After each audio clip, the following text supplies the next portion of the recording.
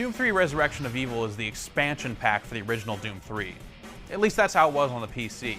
On the Xbox, Resurrection of Evil is a standalone game that's selling for $29.99. It basically picks up 2 years after Doom 3 left off, but is coming 6 months after the release of Doom 3 on the Xbox. In short, it's a good single-player adventure, but there's really not a lot to it, and the multiplayer doesn't really add too much to the package overall. The big change in Resurrection of Evil is that you find this artifact. Now, this actually kind of sets off the whole game. You're a team of Marines. You're looking around the Mars base 2 years after the events of Doom 3. You stumble onto this artifact. One of the Marines reaches up and touches. It's this big pulsating alien heart thing. And as soon as he does, it wipes out the rest of his team and, of course, opens a portal to hell. So demons everywhere all over again.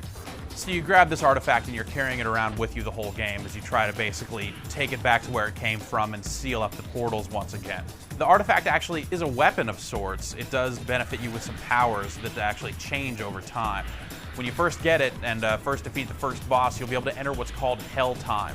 This is really just bullet time or slow motion. What it does is it slows down the action, but you're still kind of moving at full speed, which lets you run up behind people, dodge incoming rockets, and also your weapons do a lot more damage when you're in Hell Time, so you can really kind of unload on the tougher enemies much more easily than you could if you were playing in normal motion.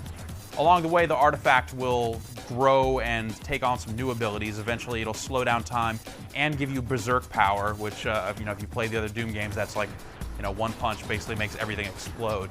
And then near the end of the game, it'll get its third and final ability, which makes you completely invincible for a brief period of time. The artifact's an interesting twist to the game, and it's basically powered by the dead. You're constantly seeing all these human bodies all over the place. You saw those in Doom 3, but now if you pull out the artifact, it'll actually suck out their souls and disintegrate their body. No proper burial for those poor bastards. Just suck them into your crazy hell artifact and go on your way.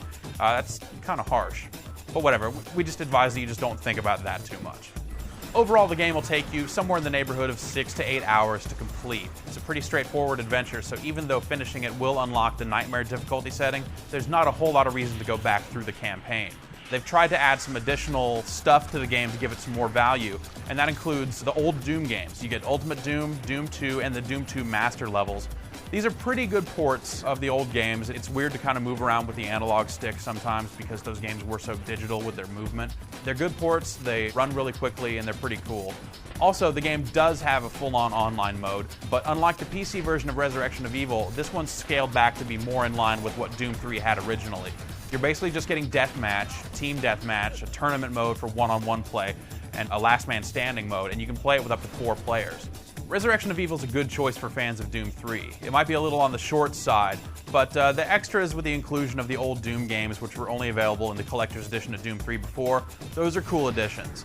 It's a game worth playing if you're a fan of Doom, but if you're a big first-person shooter guy that might be into more of the multiplayer side of things, probably not your cup of tea.